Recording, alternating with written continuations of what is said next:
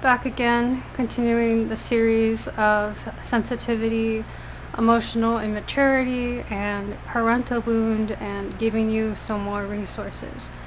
So this video, I'm just gonna first outline the points that I want to get through, and there's a lot to get through, and we have 6 assessments to get through for you to work on yourself and for you to self-reflect on.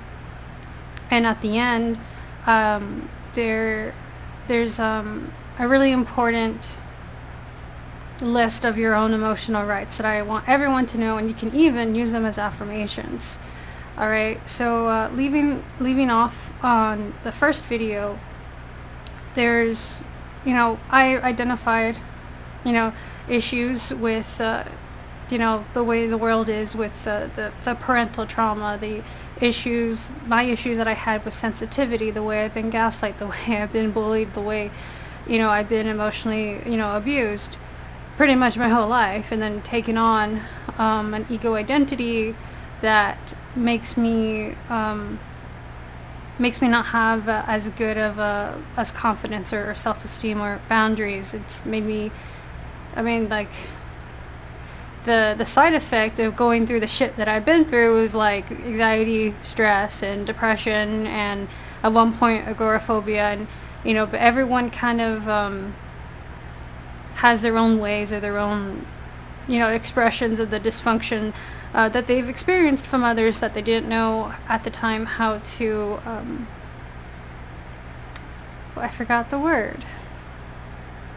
They didn't know how to overcome it. They didn't know how to grow from it. They didn't know what to do, and a lot of people didn't. As I expressed earlier, there wasn't really a lot of resources on parenting and on emotional health and things like that, and pretty much the world has kind of evolved or devolved in a way to these cult-like mentalities, and these institutions that have broken apart people's ability to connect within themselves and feel peace with themselves emotionally, but also with others around them, and also the relationship to their parents. And it's not just these emotional relationships we have, with other human beings. We also have relationships, with everything in our life, like our relationship with food, our relationship with the work that we do,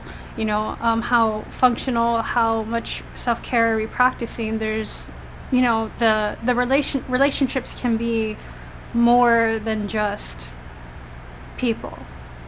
Okay, everyone has a relation to something else, and so the reason why I'm mentioning this, because you will figure out, and I already explained this, that your blockages and your limiting beliefs and your shadows come from your childhood. So then as you grow up, you're going to be a manifestation or a conglomerate of everything that's happened to you, and now you're trying to become a functional adult, amongst others who are dysfunctional, and you're just kind of forced to survive, try to make it work, despite all these issues. And it's no secret that the mental and emotional health, especially here in the West, and I'm not sure about the rest of the world, but I know in the United States it's getting worse and worse, and more people are on antidepressants and anxiety medication, and perhaps other things, or have other ailments or issues or disorders due to abuse. It's emotional abuse. But if we are going to have a relationship with anything or any institution, whether it be our work or with other people, we bring that in the institutions that like our communities, right? So we bring that into maybe church or work or school, or I don't know, sports, business, maybe the military or something. We bring these expressions of our dysfunction within these communities or these institutions. So that has an even larger effect, especially when it comes to authority and leadership and ideas of obedience, and there's this dysfunctional male energy, and I mean in terms of energy, not in terms of gender, not to confuse people.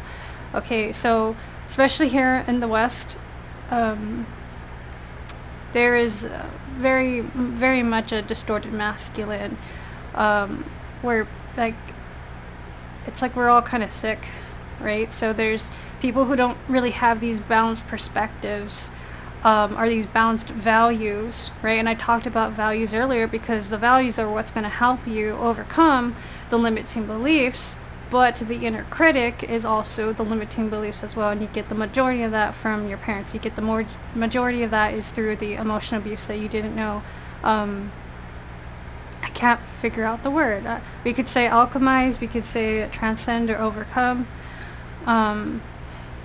Okay. Oh boy.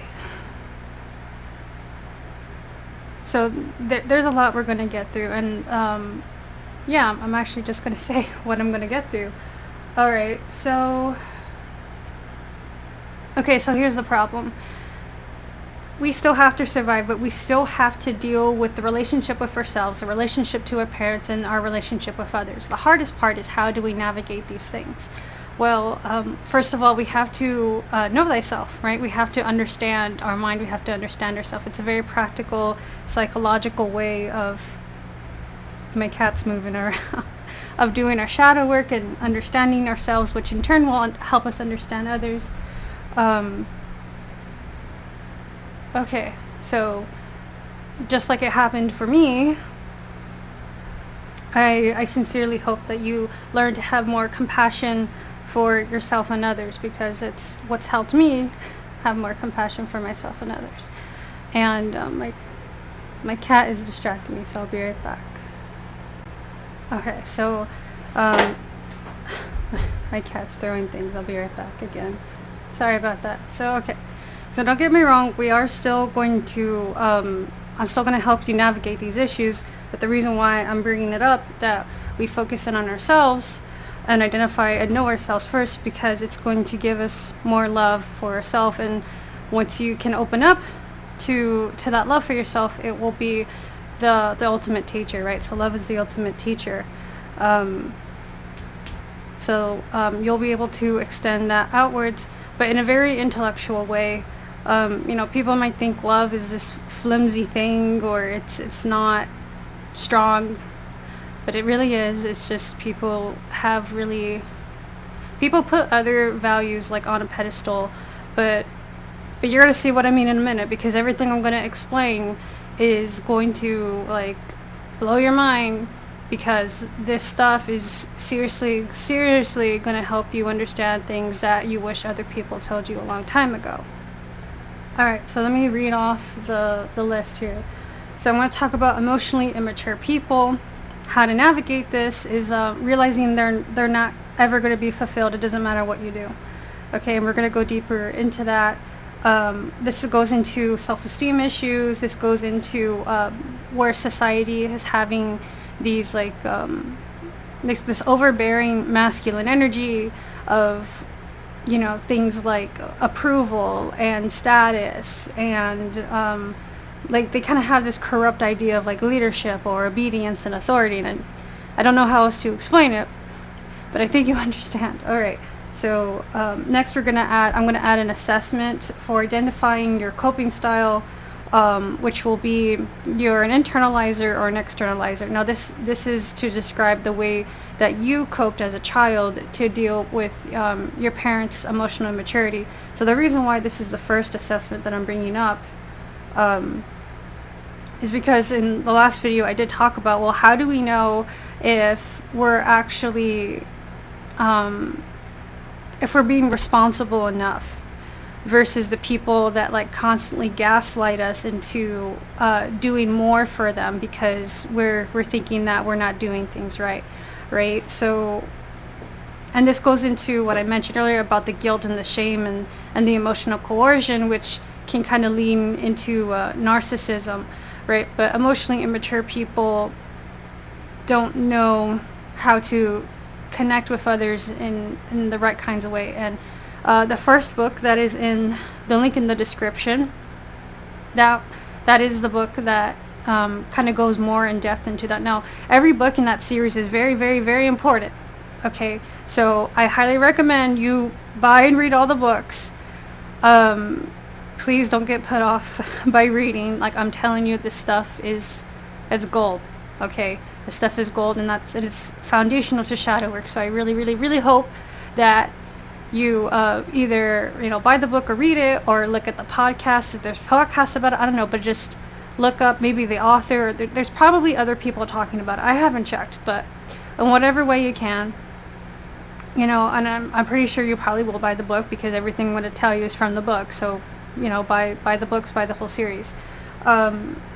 Okay, so going back into where sometimes these people will project their limiting beliefs on you, making you think that you're not enough and you need to be more of something else. But the values that they give you, or distorted values, these are high levels of these like unobtainable conditions that they are unobtainable, and they will never fulfill you. And the value, the perspective on which they're coming from, it's a shadow projection, and it doesn't actually allow you to be the person that you are and the person you need to be, and you really just need to be yourself, right? So that's why I'm talking about values. And obviously starseeds are sensitive people, or people who understand these topics. I guess you could, maybe their social issues or their emotional issues, and they kind of go hand in hand, like I mentioned earlier, because we kind of bring the expression of our dysfunction out into the world and in our institutions and our communities, right? You're gonna notice how things are backwards. You're gonna notice how you can't seem to fit in, you can't seem to do anything right, you can't seem it's not that you can't. The problem is that you weren't really meant to, and only really a few people can mold or become this type of way to kind of fit it. And it's not that everyone has to be dysfunctional to survive, or to hurt people to survive, but we kind of see where there's this slope of just dysfunction, and it just starts from childhood. I don't know how else to describe it without sounding weird. So yeah, you need to know the difference between your emotional rights and what other people are trying to tell you and project onto you and manipulate you into telling you that you're not enough. All right, so you might have this wound on how you perceive yourself to be. That is the inner critic. Okay, that is the inner critic, and it's vicious. So you need to be careful of that, because that comes from the parental trauma, that comes from the programming, that comes from the matrix, that comes from the ego, that comes from the karma that you put on yourself. And that inner critic is the judgment, which is the karma, because judgment gives you karma, caution keeps you safe. Okay, so you got to bear in mind, because sometimes the inner critic looks like it wants certain standards for you to achieve, but if they're not based in love, and if you don't know how to love yourself, and if you don't know your emotional rights, and you don't know the difference between whether you've been emotionally abused or not, you're going to take the information or the things that you learned emotionally at its dysfunction, you're going to take that inside, and then you're going to use that as a means to break yourself down, because you don't know the difference. Okay, so I have provided a playlist that I'm also going to put in the description too. Now, this is to expand more on emotional intelligence that I'm not going to talk about here, because I'm going to talk about more about the assessments and the book. Okay, so the videos that I'm going to link below are going to help you understand the difference, for what you're actually responsible for emotionally, and to help you kind of see beyond victim mentality and victimhood. And okay, yeah, so you're going to know the difference between responsibility and blame. So these are very important foundational things, and I added in that playlist, I think one of my shadow work videos I did a long time ago, to kind of like better solidify that, because sometimes you just get gaslit so much you don't actually know if what you're doing is actually because you're like overcompensating because you're not enough, and then getting the life sucked out of you because you're trying to appease or reach some kind of external validation. And we're going to get more into that because you need to know the difference. You need to know, to understand. You're going to see things in a very different way, because I'm going to define things and label things for you that you probably haven't thought of before. Okay. Okay, so then we're going to go into, we already mentioned, the coping style. No, this is kind of the base of your personality as far as, how do you cope with these emotional issues, right? And we're going to go into what is internalizer and what is externalizer, all right? What's next? Okay, I already mentioned that. Okay, we're going to do an assessment for your parents' emotional immaturity. We're going to do an assessment for your childhood difficulties with your emotionally immature parent, and we're going to do an assessment for determining your parent's type of emotionally immature parent, and then we're going to go into identifying your healing fantasy and role self.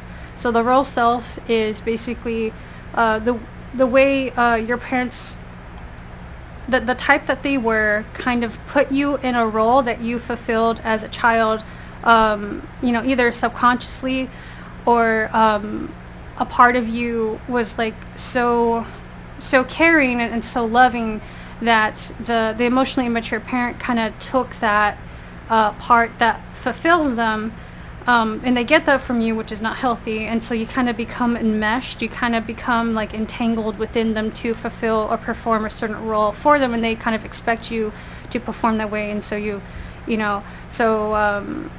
so maybe your parent, for example, was very, maybe they needed a lot of reassurance. So they'll go to you for your problems, and you're their confidant, and you'll try to make your mom feel better, try to make your dad feel better, or you'll kind of be responsible for your parents' emotional shit, essentially. And then you start to maybe develop a personality of being, overly altruistic, or I don't know, but I'm gonna get into a better thing. But anyway, yeah. So it's gonna mold your personality, and it's gonna mold how you interact with other people and how you see yourself. Okay. So next is okay. So the healing fantasy is basically the shit that you do for love. That's basically what it is. It's the things that you do in hopes that you're going to get that emotional fulfillment and connection. Okay, and it's all your efforts are not being appreciated because you're dealing with a person who's emotionally immature, and so they're not going to get it. And you fulfill this role, and in fulfilling the role that has been foisted onto you, you're hoping that one day, your parent will love you in a more authentic way.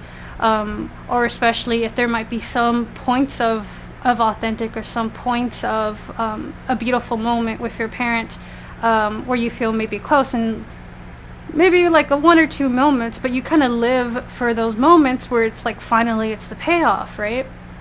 Okay, so what's next? All right, assessing others' emotional maturity. I like to call this the friendship assessment, because you can only be close, truly close, and have a healthy emotional connection with those who are emotionally mature. So these are my rules for those who are my friends. All right. I know a lot of people in society and headlines, things that I've seen, a lot of people struggle with loneliness. A lot of people struggle with friendship.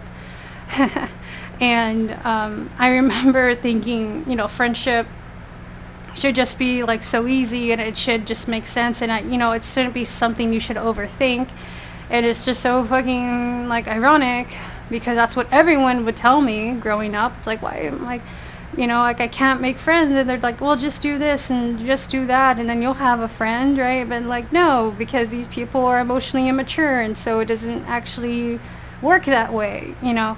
It depends on like age and whatever, but like I said, depending on a person's emotional maturity, you know, you may not necessarily have friends. You might have friends in the form of habits and not actually real friends. Okay, so what's next? Oh yeah, and then I'm going to add the Bill of Rights for adult children of emotionally immature parents. So these are basically your emotional rights that I mentioned earlier. You can kind of use these as affirmations, but these are also to affirm to yourself, you know, what you need to know for your healthy emotional boundaries and for your self-esteem and for your self-love and for the love of others, because love is also setting boundaries, okay, and having people respect them, and you know, and I'm going to go more into that, all right? Okay, so that's really important. Another thing is that I'm going to talk about is, you know, bullying is abuse. That word is seen as a very juvenile word, like bullying, like you think of children, but no, it's abuse. Okay, and people need to stop like sugarcoating it. It's not a juvenile word. It's not like a kid thing, or it's not just kids being kids. It's actually real fucking emotional abuse.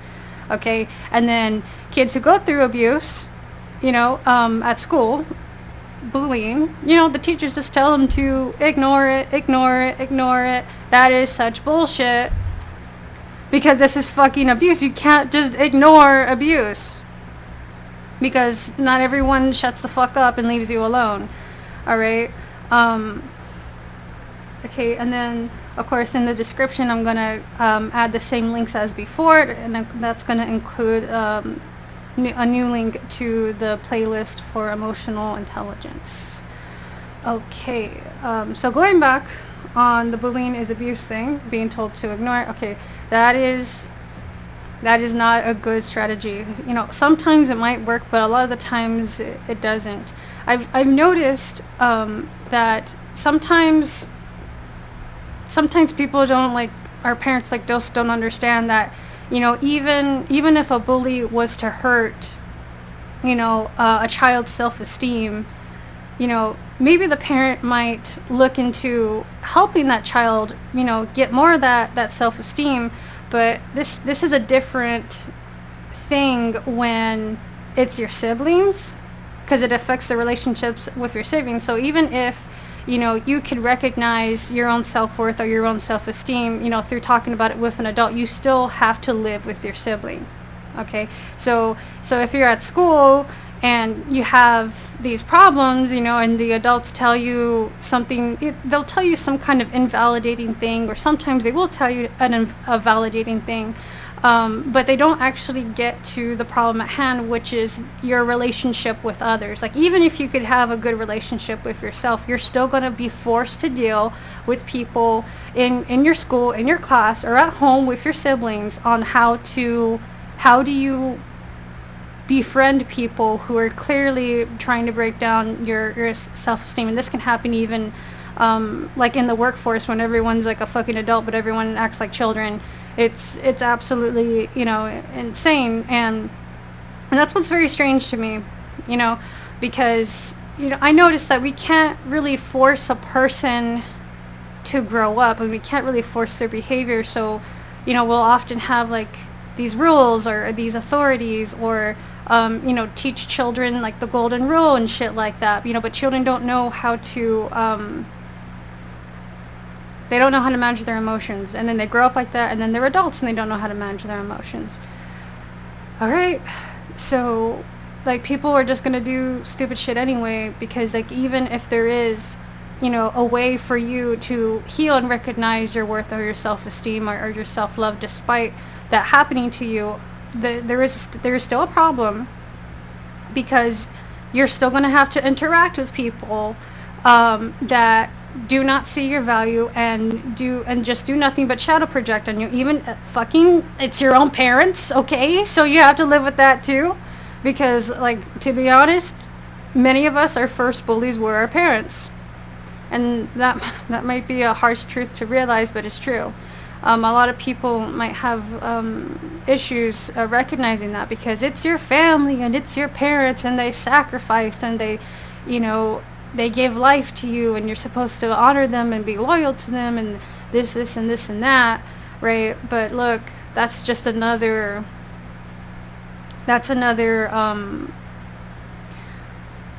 I guess, for lack of better words, it gets a limiting belief. Because, like, look, when a person, and this is where I'm going back to with my point, when a person is clearly not going to be mature, is clearly not going to improve, and you're going to know how, and you're going to know why, because I'm going to tell you, you should not be there.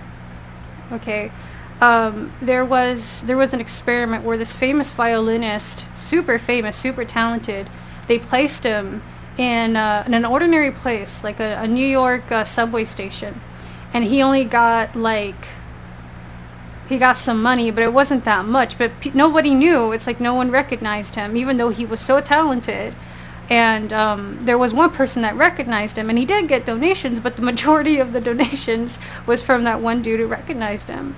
And the experiment was showing that it doesn't matter, you know, how, you know, talented or how special of a person you are. Like, if you are in the wrong environment, like, you're not going to be appreciated for who you are. Now, I'm going to go more into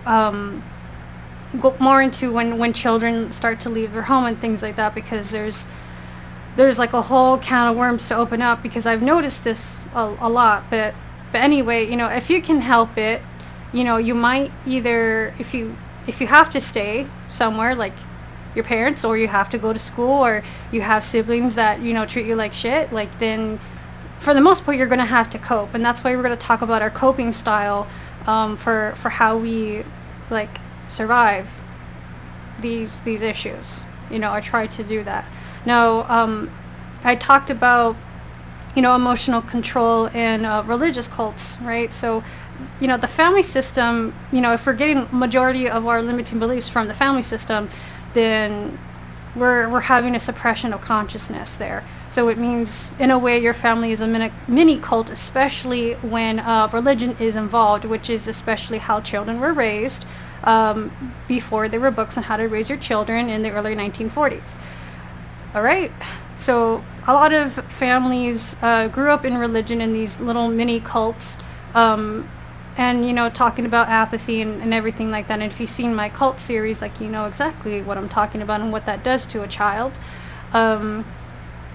Okay, and that affects everything from, like, authority to obedience, through these values that are misaligned and that are not quite in our best interest, but they keep us in line to not question authority. And that's where the other limiting beliefs come from, where you don't actually have, like, the emotional, I guess, perseverance or fortitude to stand up for yourself, or to see yourself for who you truly are.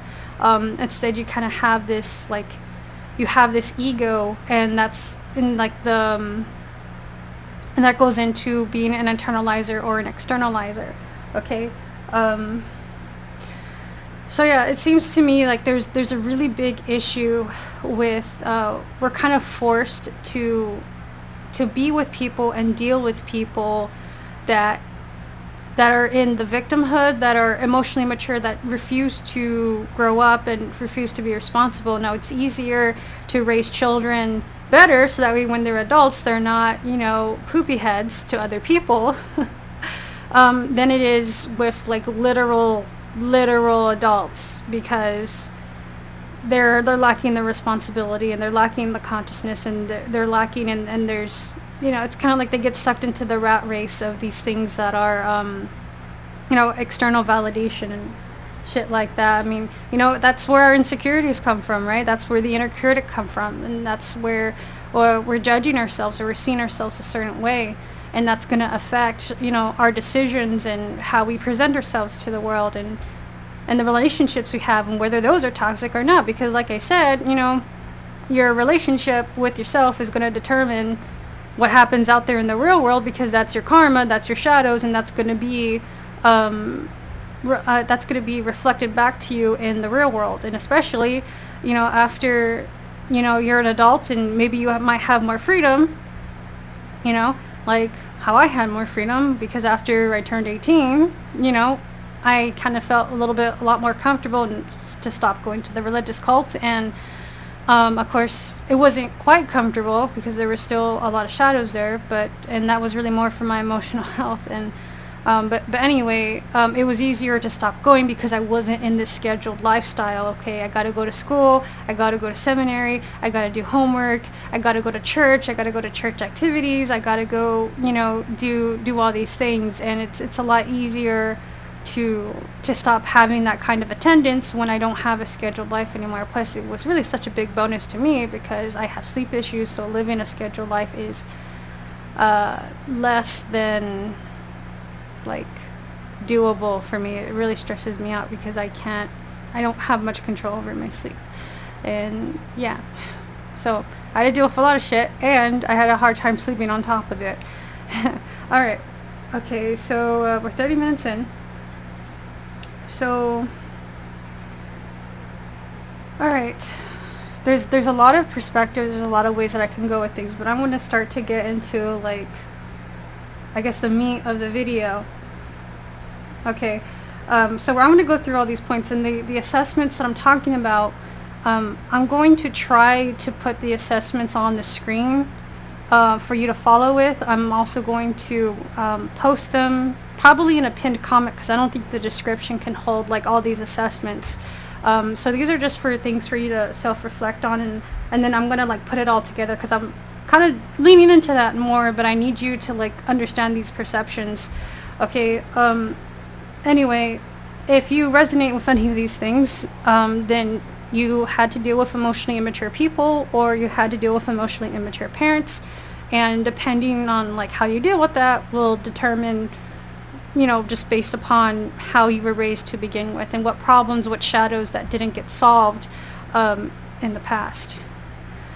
All right, so I think I made sense. Okay, so I'm going to go into identifying your coping style your coping style. So are you an internalizer or an externalizer? All right, and to add to this, I highly recommend, because this is kind of related to this point, looking into the description for the videos. So I'm going to pull up my phone, and if I figure out how to put this on the screen, I'm going to show you the assessment visually but here I'm just going to read it to you. Okay. So where am I going to start off with? It was identifying your coping style. Okay. Alright, so let me read the summary. This exercise will help you identify whether you tend to be more of an internalizer or externalizer. If you'd like to use the checklist below to assess other people and see which coping style seems to characterize them, use this assessment. Okay, you might want, yeah. It's saying that you could print it out and, you know, notice these things. But anyway, yeah, I'm going to show you the whole thing later. But yeah. So externalizer traits approach to life. Okay, living in the present moment and not considering future consequences. This is for externalizer. Okay, living in the present moment and not considering future consequences. That's one trait. And I'm going to go down the list of traits. Okay, next, thinking solutions come from the outside. Next, looking to others to improve things. What should someone else do to make things better? Next, taking immediate action and thinking later. Okay, next, underestimating difficulties. All right. All right. So next thing is your response to problems, reacting to whatever is going on, viewing problems as someone else's fault, blaming circumstances, getting others involved in their problems, denying or escaping reality to feel better, psychological style, being impulsive and self-focused, believing emotions have a life of their own, getting mad easily, having no interest in the inner psychological world, relationships. Okay, style, relationship style, expecting others to provide help, thinking others should change to improve the situation, expecting others to listen and tending to engage in monologue, demanding that others stop nagging. Okay, so this the book goes more into the first book okay, that I have in the link in the description, kind of gives you more background as to, you know, your coping style and what this might be. So to kind of summarize this part of it, these are kind of people that tend to be more of the victim mentality, but of course internalizers and externalizers can both occupy the victim mentality, okay? But the externalizers kind of make their problems everyone else's, okay? So either you might have these traits, or your emotionally immature parent might also have these traits, all right? Or you might have seen this or noticed this in others. These people tend to be more like they tend to be more entitled and less considerate of others or the things that they could do to improve their own situation. Okay, so next is internalizer. Okay, worrying about the future, thinking solutions start on the inside, being thoughtful and empathic. What can I do to make things better? Thinking about what could happen, overestimating difficulties. Okay, response to problems, trying to figure out what's going on, looking for their role in causing a problem. What's my part in this? Next, engaging in self-reflection and taking responsibility. Next, figuring out problems independently and working on them. Next, dealing with reality as it is and being willing to change. Psychological style, thinking before acting, believing emotions can be managed, feeling guilty easily, finding the inner psychological world fascinating. Relationship style, thinking about what others need first, considering changing self to improve the situation. All right, requesting dialogue about a problem, wanting to help others understand why there is a problem. If your results indicate that you're primarily an internalizer, you may feel exhausted from trying to do too much of the emotional work in your relationships.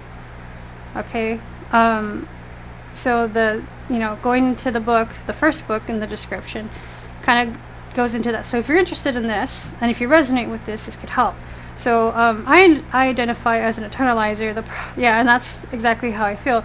The problem is I take on way too much responsibility without recognizing that other people also play a part in it too, and that's kind of it's partially my coping style, but it's also partially my personality type as an INFJ, because we're very considerate and we're very empathic, which can, we're sensitive, so it kind of makes us more prone to taking on more emotional work than what other people are giving. All right, and it's especially hard with emotionally immature parents, because they'll kind of use these parts of us to manipulate us further. All right, so and that's not really entirely everything behind internalizer and externalizer. But you're going to see that there's different attitudes for how you deal with your problems. And you're going to see this in maybe your siblings, like I've noticed, or you're going to see this in your parents. All right.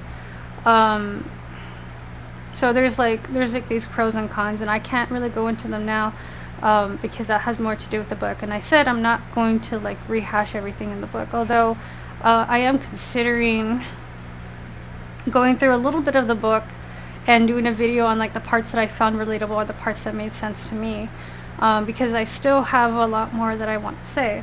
All right, so that's identifying your coping style. All right, okay, what's next? Watch the videos in the description, because I added that too. Assessment, checking your parents' emotional maturity. So I'm going to read that now. Alright, so let me find it. Okay, here we go. Human emotional immaturity has been studied for a long time. However, over the years, it has lost ground to an increasing focus on symptoms and clinical diagnosis. Using a medical disease model to quantify behaviors as illness suitable for insurance reimbursement. But in terms of a deep understanding of people, assessing emotional immaturity is often far more useful. As you're likely to discover when reading this chapter and by completing this exercise, Read through the following statements and check any that describe your parent. Okay, so, you can do this for both your parents. All right. Next, or just anyone who raised you. All right. Okay, here's the first one. My parent often overreacted to relatively minor things. My parent didn't express much empathy or emotional awareness. Excuse me. Okay. When it came to emotional closeness and feelings, my parents seemed uncomfortable and didn't go there. My parent was often irritated by individual differences or different points of view. When I was growing up, my parent used me as a confidant, but wasn't a confidant for me. That basically means like your parent would go to you for help, but when you needed help, your parent just wasn't interested. Okay, next. My parent often said and did things without thinking about people's feelings. Next, I didn't get much attention or sympathy from my parent except maybe when I was really sick. Next, my parent was inconsistent, sometimes wise, sometimes unreasonable. Next, if I became upset, my parent either said something superficial and unhelpful or got angry and sarcastic. Yep. Conversations mostly centered on my parents' interests.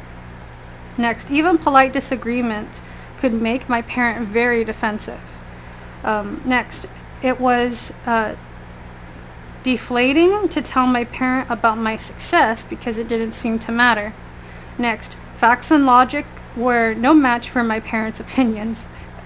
Next, my parent wasn't self-reflective and rarely looked at his or her role in a problem. Next, my parent tended to be a black and white thinker and unreceptive to new ideas. How many of these statements describe your parent? Since all of these items are potential signs of emotional immaturity, checking more than one suggests that you may very well have been dealing with an emotionally immature parent. Okay, so this is how your parents, depending on how you scored, that's your parents' level of emotional immaturity. Your internalizer is your coping style to how you deal and respond to that. Okay.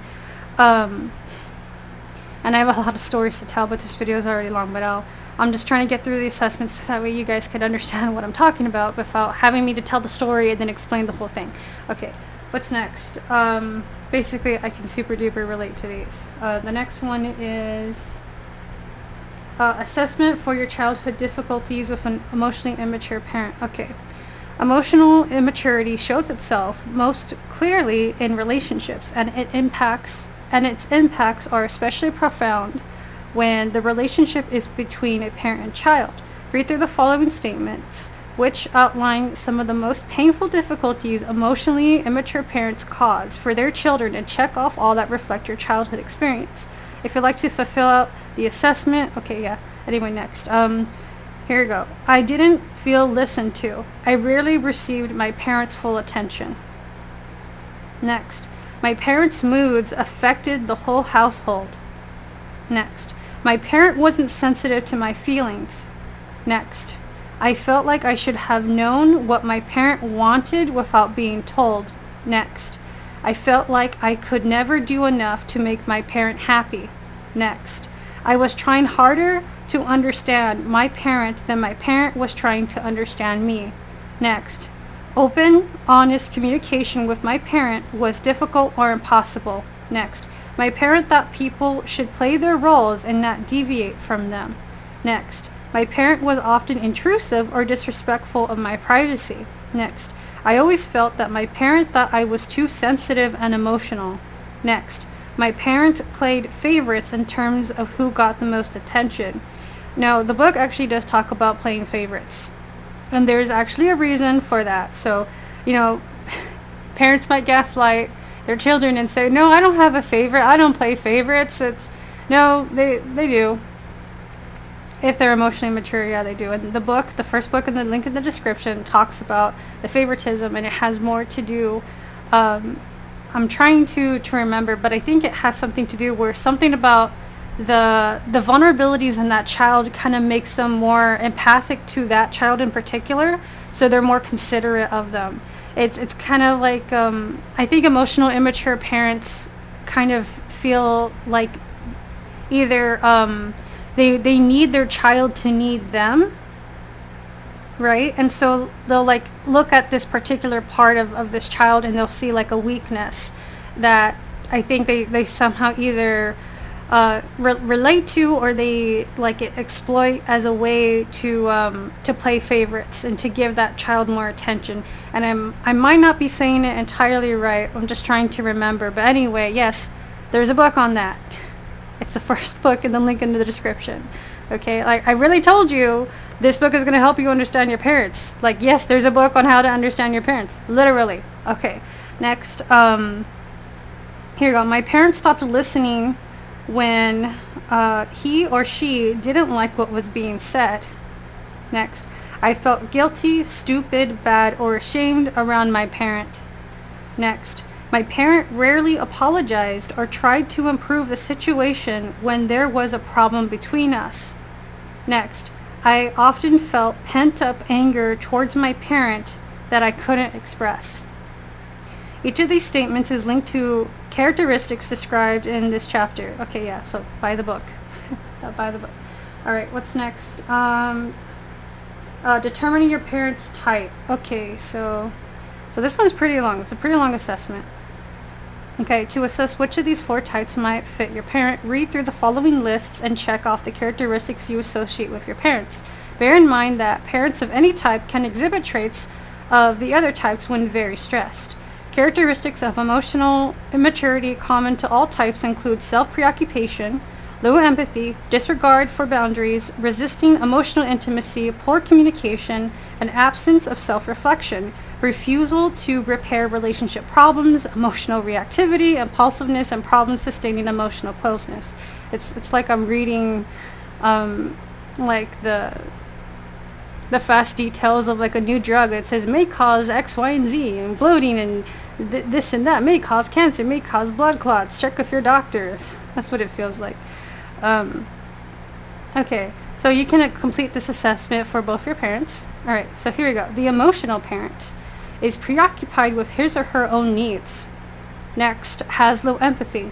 Next, is enmeshed and not respectful of boundaries. Next, is defensively non-intimate. Next, doesn't engage in reciprocal communication, just talks about himself or herself. Next, isn't self-reflective. Next, has poor relationship repair skills. Next, is reactive, not thoughtful. Next, is either too close or too distant. Next, blows up or cuts others off. Next, has frightening or intimidating emotional intensity.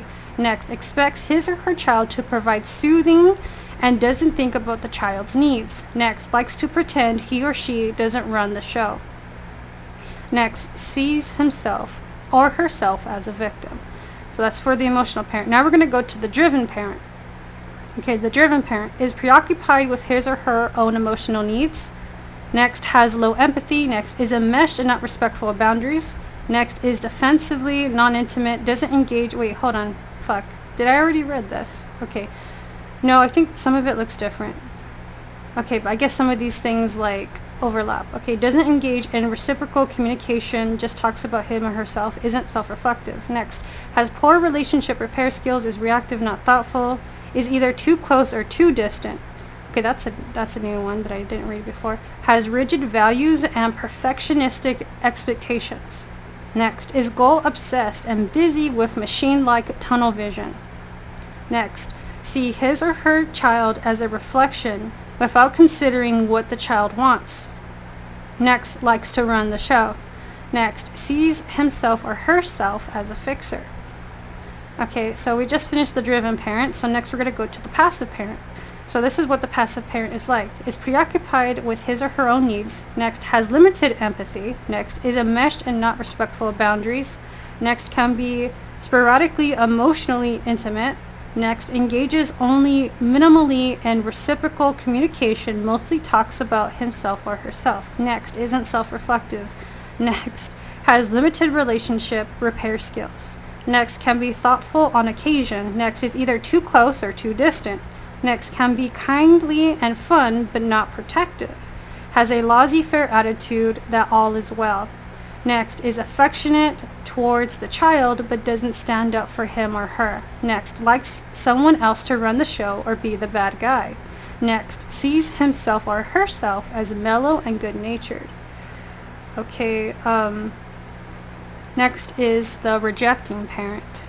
Alright, so here's the rejecting parent. Is preoccupied with his or her own needs, shows no empathy, has impenetrable boundaries, seems disconnected and hostile, seldom engages in communication, isn't self-reflective, has no relationship repair skills, is reactive, attacking, and demeaning, is too distant, ignores his or her child, and can be rageful towards the child, is often rejecting and angry, sees his or her child as a bother, and doesn't want to get near the child. Next, likes to mock and dismiss.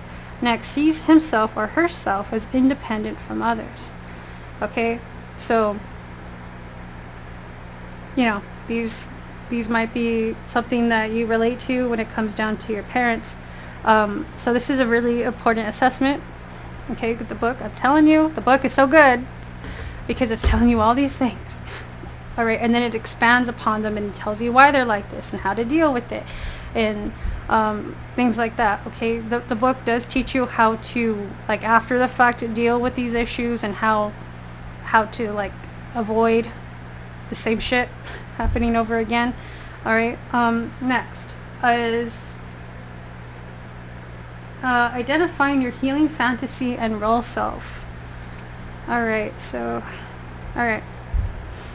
It says you need 2 pieces of paper for this exercise. Okay, one half healing fantasy at the top, title 1 healing fantasy, and the other role self.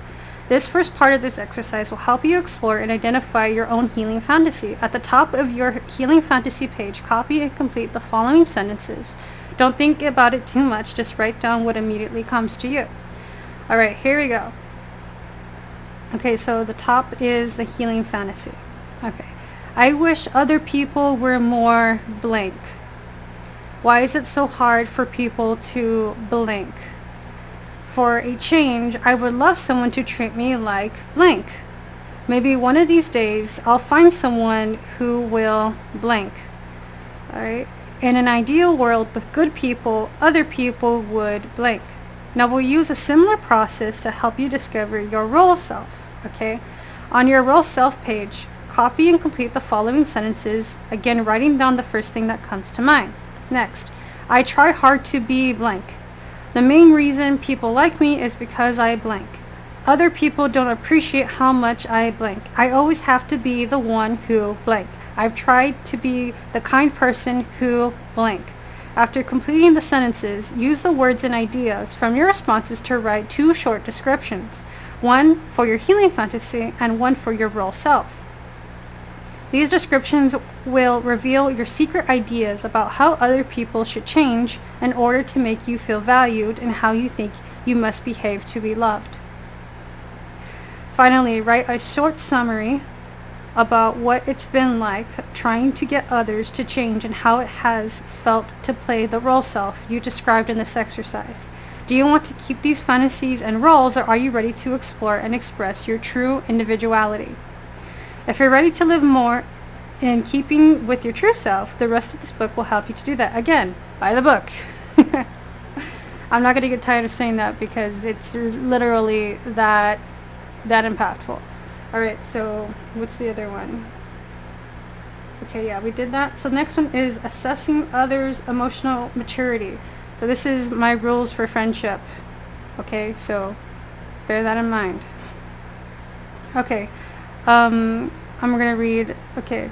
I summarize all the above characteristics in the following checklist, which you can use to determine whether a person will give you the kind of relationship you want. If you want to complete this assessment for several people, copy, paste, whatever. Realistic and reliable. They work with reality rather than fighting it. Next, they can feel and think at the same time. Next, their consistency makes them reliable. Next, they don't take everything personally. Okay, next is respectful and reciprocal. That's the category. They respect your boundaries. Next, they give back. Next, they are flexible and compromise well. Next, they're even-tempered. Next, they're willing to be influenced. Next, they're truthful. Next, they apologize and make amends. That's really important. People are bad at apologizing. If you're bad at apologizing and you have bad relationship skills, I don't think the book is going to teach you how to apologize. But if you do, go educate yourself on that. Okay, and actually listen to people. Next, responsive category. Their empathy makes you feel safe. They make you feel seen and understood. They like to comfort and be comforted. They reflect on their actions and try to change. Next, they can laugh and be playful. Next, they're enjoyable to be around. The more of these qualities a person has, the more likely it is that the two of you can forge a satisfying and genuine connection. Hey, alright? So, think about this. With your friends and your, relationships, commitment with others, think about this. This is really important. Okay? Because people are like, I don't have friends, and people are like, how do I have friends, or how do I have the right friends? And I'm like, look, I just told you right here. Okay? And also it does help to, deal with your shadows and, your relationship with yourself and things like that. Okay? So what's next? Okay. We're almost around the end. Alright. An epilogue. Okay. Bill of Rights for adult children of emotionally immature parents. Alright, so after I read this, then we're going to be done. Okay, so these are your emotional rights. This is also like the affirmation part, but it's also to reveal to you about the truth of your own personal boundaries and self-esteem.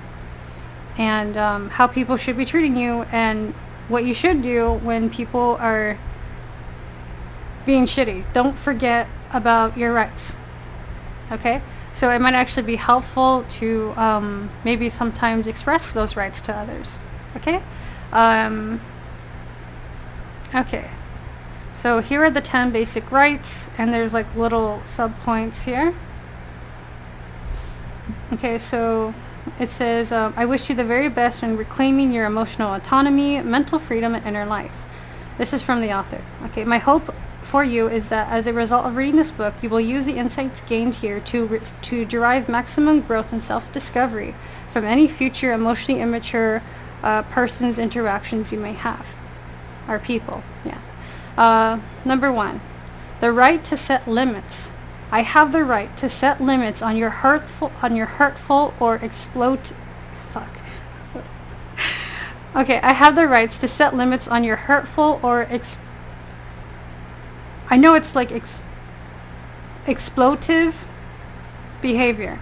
I think it's exploitative. Okay, I have the rights to set limits on your hurtful or exploitative behavior.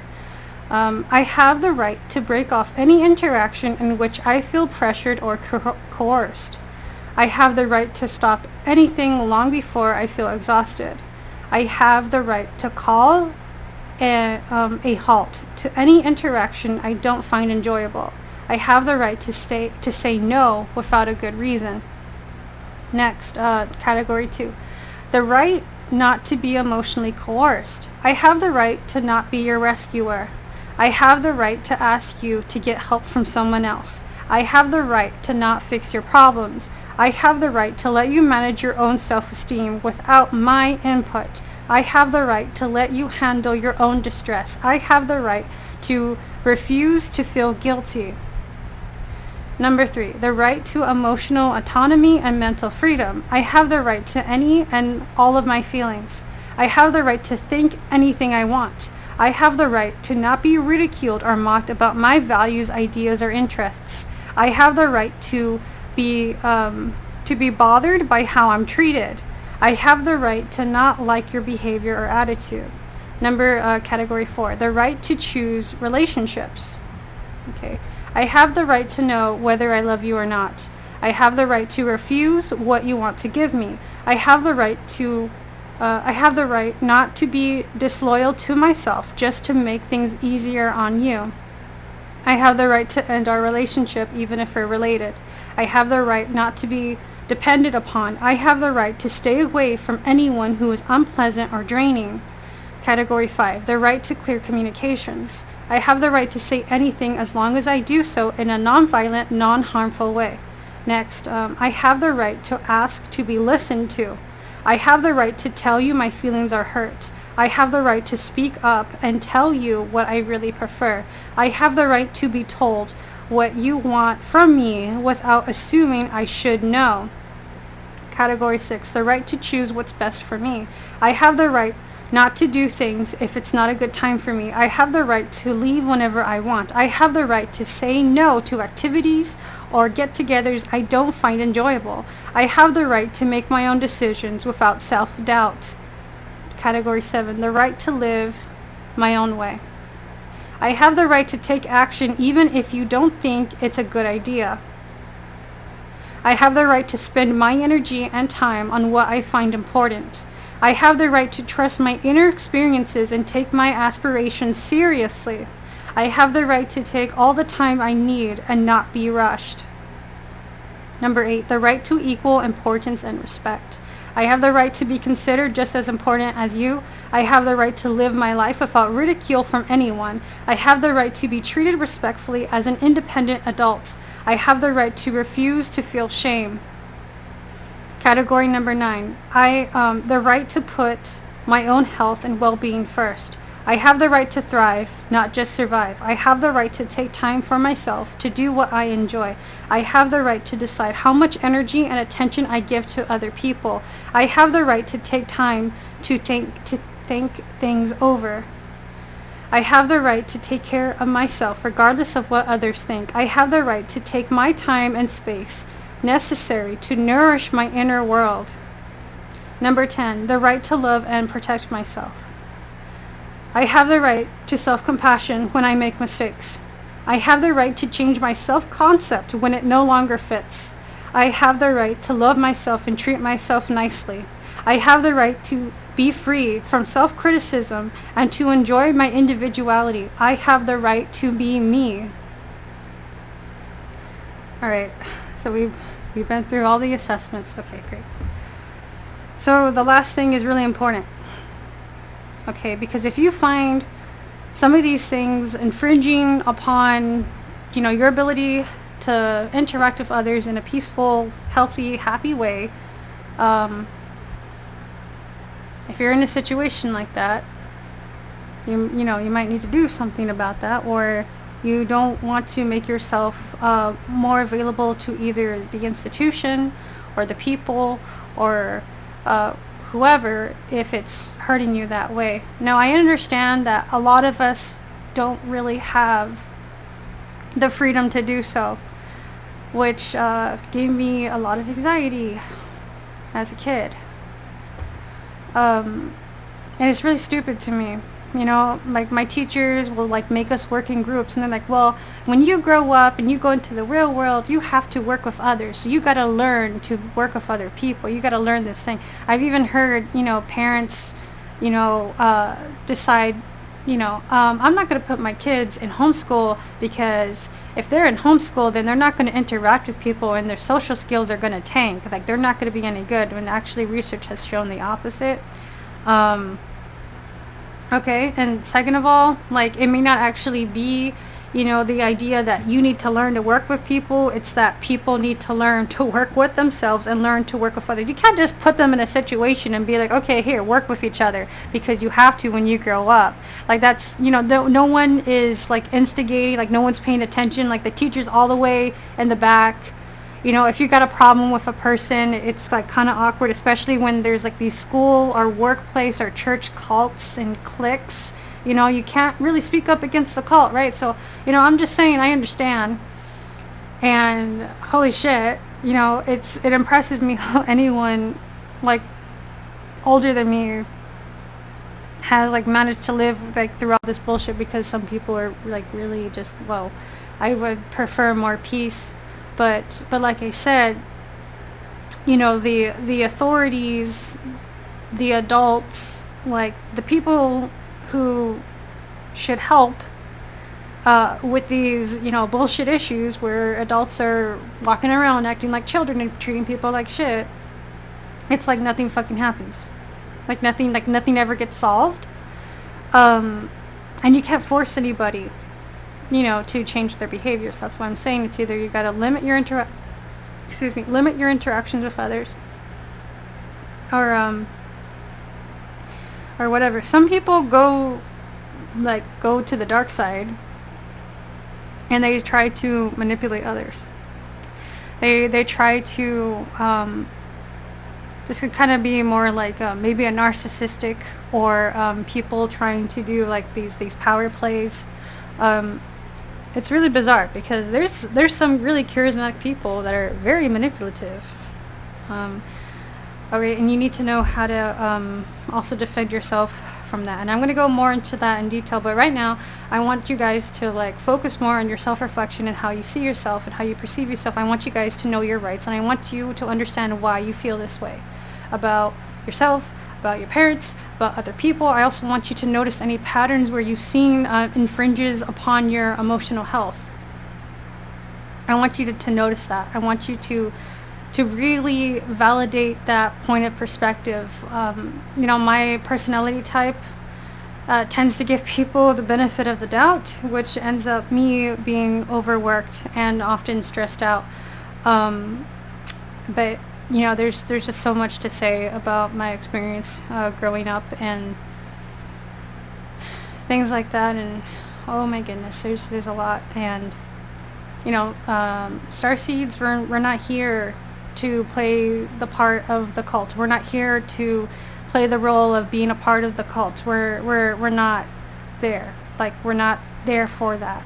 And a lot of us sensitives or starseeds or maybe psychically sensitive, like, we need to be able to stand our ground. We need to be able to have these boundaries, and we need to be able to not be manipulated by others' lack of emotional intelligence. And with this perspective I have, we may be adults now, but we're still somebody's child. And the things that we should have been taught when we're kids, we weren't taught as kids. So in a very strange way, it's like we're all children, and we're all children trying to learn. So I kind of see it that way. I know there's a lot of expectation on adults to behave and be and act a certain way. There's a lot of pressure for that. There's a lot of these conditions that don't quite seem to lift us up, or these values that are dysfunctional at heart.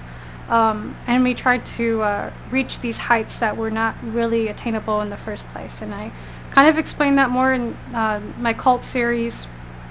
It's kind of a weird, I guess, comparison in a way. And not many, I don't use the word cults loosely. I'm kind of seeing it from a very spiritual perspective, because I'm noticing the cracks. I'm noticing why, like, the society and like the collective is like having all these problems where we can't seem to like get over our own issues.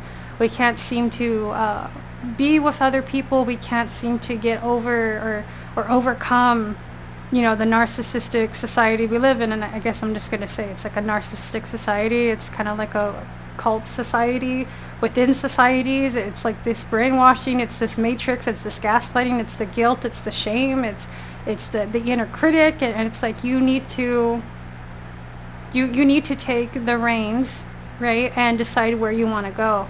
But I'm not just going to say that as like a catch-all catchphrase. I'm actually giving you some practical advice for that. All right. Is there anything else I need to talk about? All right. As far as when things get more intense, I think that like more intensely emotionally abusive, that goes into narcissism. So you might want to learn about narcissism, okay? And I'm just considering what my next video might be or what I might say, but we'll see. There might be some stuff I left out, I don't know. But anyway, that's it for now. Okay, bye.